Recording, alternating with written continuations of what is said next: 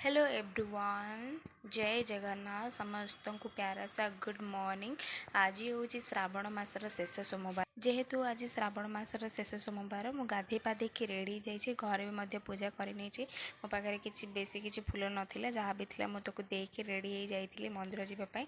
आज टिके मन दुख कहीं आज सोमवार सरी जाऊँगी गाइस, बट किसी कथा ना मन में भक्ति थी आम सबुदिन सोमवार श्रावण भी कार्तिक भी।